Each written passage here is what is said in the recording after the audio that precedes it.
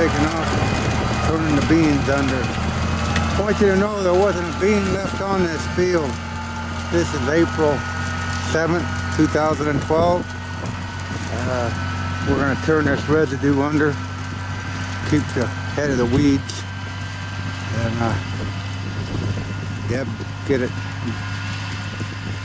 going. That's a nice thing about food plots. You can get the whole family involved. It's not just a one-person show, you know.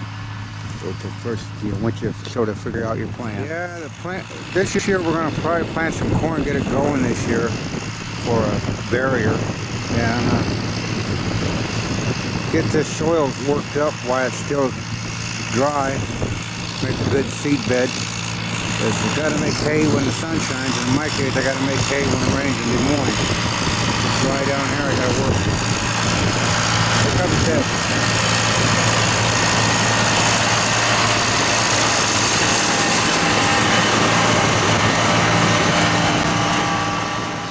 Today's Friday, May 11th. This is the day we plant. Donnie's got his soybeans on there and his corn on there. He's getting ready to put his cultipacker on there. And 7 o'clock in the morning, I'm sure we've woke all the neighbors up because they're all retired. And Donnie's got a new rock there.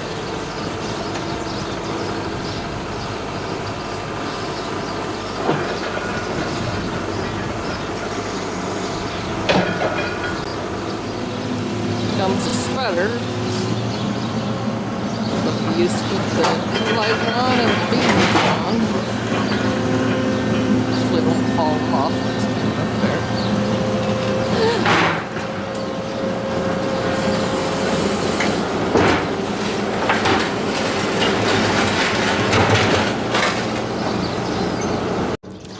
Oh, looks like everything's all strapped down and ready to go. There's a seed up there. One high dollar bag of seed corn. It's almost $300 for a bag. That seed right there cost me $600, almost $1,000 for that seed. And that's for some unethical so-called bow hunter with Matthew's bows in their hand to go sit on your fence line. And they probably ain't even got their lazy ass out of bed yet in the morning. But they call themselves hunters because they encroach on your property. Yeah, just filled the tank up with that 385 diesel. If you're serious about food plots, it's going to cost you some money. So, man up or snivel up. So he's going to plant this in deer feed? He's probably put it in either beans or corn. And then let the deer have it? Yep. Is it corn like you cannot get enough for yourself a little bit? No. Feed corn? Yeah. To do some popcorn. Yeah, I do some sweet corn. Do some sweet corn, yeah. That'd be delicious. That's the disc there.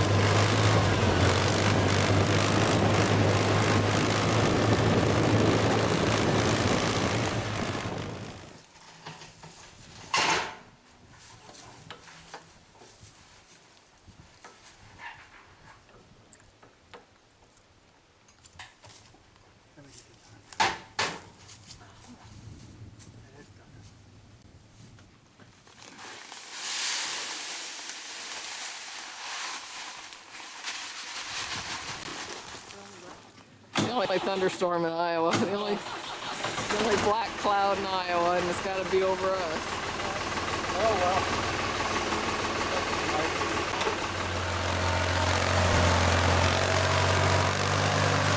See it spinning around there. Cover everything.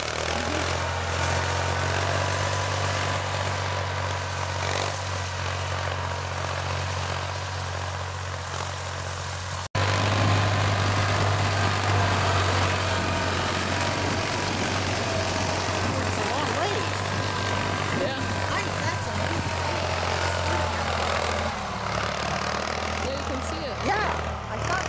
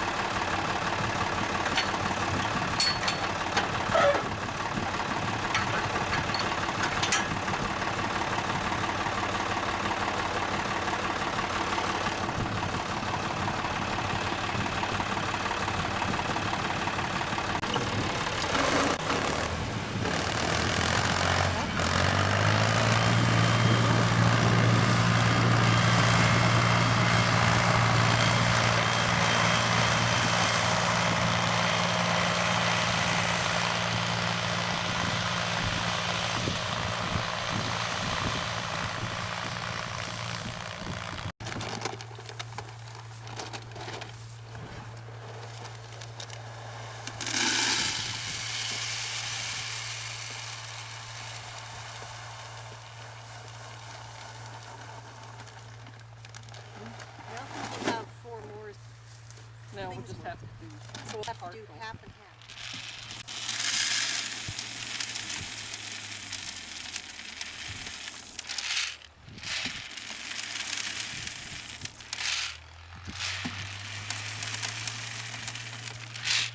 Looks good.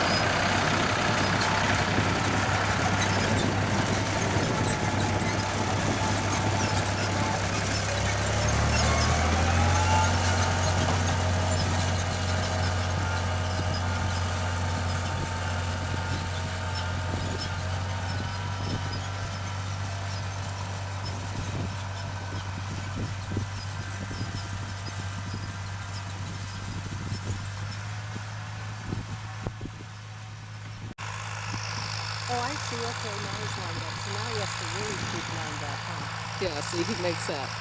That's He far drives. apart. Yeah. He's driving down that line that made. Yeah. I saw him driving this quickly.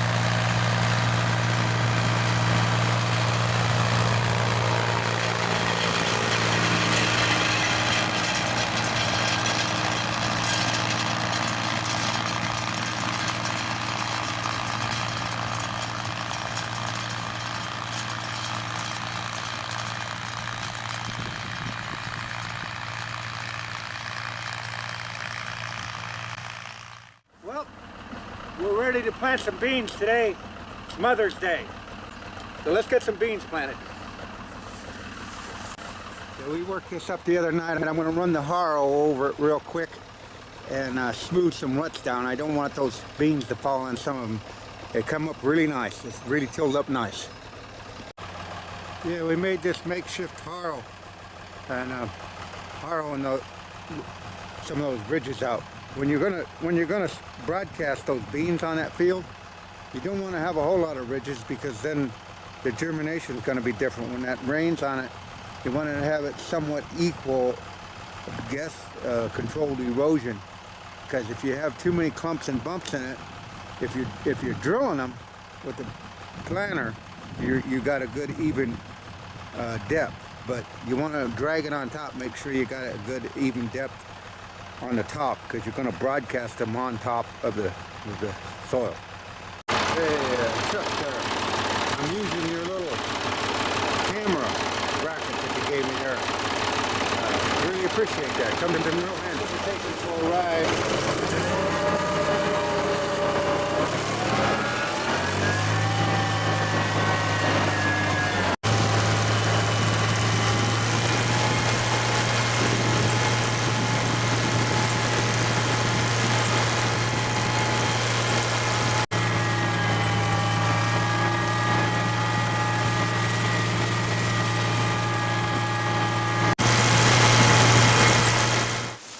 Yep, putting in the beans.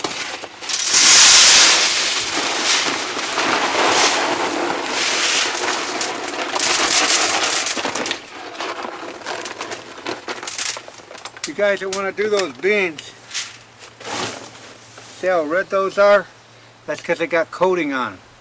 That does a lot of things, like keeps it from germinating until it's right, keeps it from rotting while it's in the ground. Pay a little bit more money for those beans, but you know, I found out in life you only get what you put into it. Some of you guys want to go put junk in it, and you can't bitch if you don't get any results. Spend a little more money on the front end, and maybe the results will be what you expect. So let's get these beans in there and get them in the ground.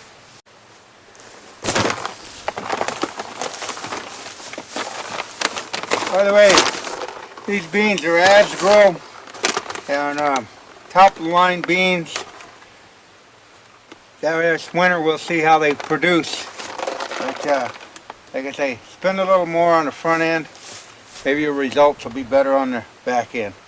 Just don't do everything on the cheap and expect to get success. You don't get success if you doing it right either. But just keep that in mind. Some of you guys, it's all about instant glory. Like I say, here again, this has nothing to do with killing. I'm growing something. How many of you people out there with a bow and arrow have grown absolutely nothing? Maybe you spawned a couple kids or something, but as far as putting seed on the ground, a lot of you probably never done that. Try it sometime, you might like it. The other nice thing about those red beans, you're going to be able to see where they got broadcasted. They're going to stand right out like Hunter Orange.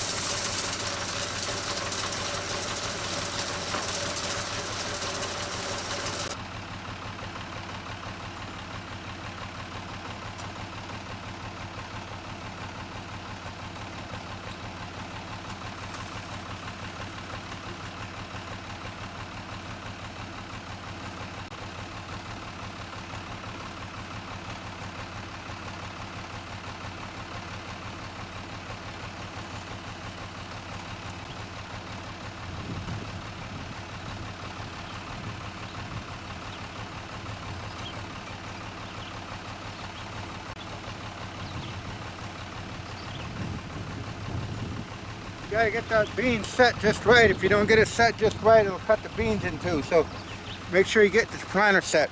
Yeah, the nice thing about it, you can see those red beans in there. That way, you really gotta go fast, or you over broadcast and run out of seed. So, but with those red beans, you can see them pretty easy. That's another plus about them, having that coating on there. But I have to open that. I have to open that spreader up pretty wide, so because it was cutting them when it was dropping in there at first. So cutting them in two wasn't going to do any good. Always new little attributes you got to deal with.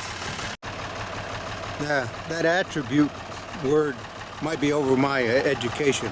Basically, you got to deal with little pains in the ass all the time.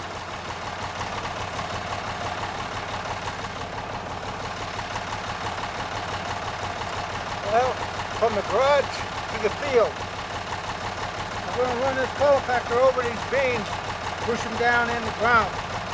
Awful dry out here right now. Last week was an inch of rain.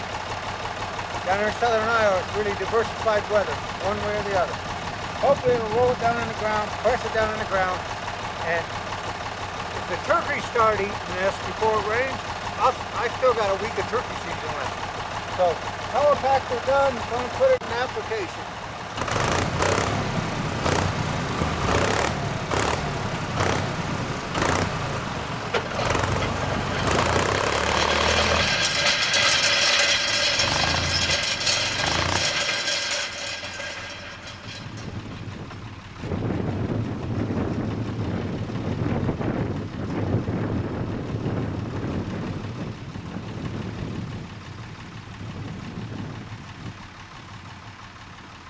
See how that grows.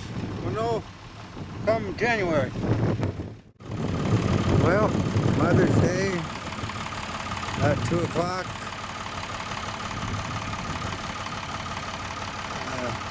May 13th, 2012. My destination plots planted. It's a little dry. Learn another lesson. I let that sit for a day. I probably should have planted it Friday night when it was moisture and it was stuck on the ground. But oh, it's there. And if God willing brings us some rain, we'll have a huge destination plot. Some of you guys want to plant food plots. You think you're going to go out and scrape something out 10 by 10 and kill a world record buck. Well, 10 by 10 area or something like that's pretty insignificant. Deer can't even find that, and if they do, they're going to overgraze it in a night. So this is a big field. I mean, it's not, for a destination plot, it's a pretty good size. And that'll make the fence line hunters enjoy their hunting just that much more. They sit on their ass and try to benefit off of somebody else's labor and money. I catch them doing that this year. They're going to get to meet me up close and personal. We'll see how tough Clark County people are. It's not hard to be tough in a small town.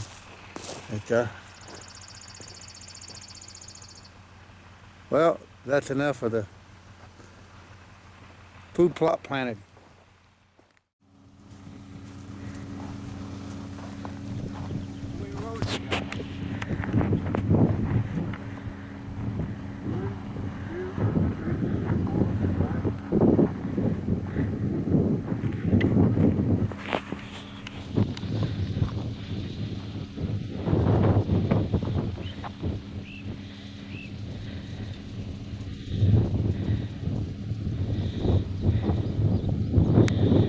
Air corn?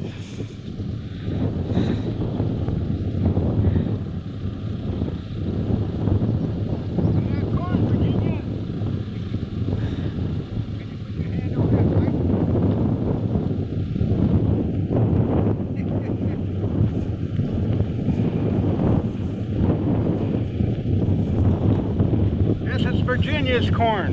This is Saturday night, the 19th. We planted this on the 11th. This is the corn germinated with just a very little bit of rain. So we're really lucky that We need some rain now to really go. So,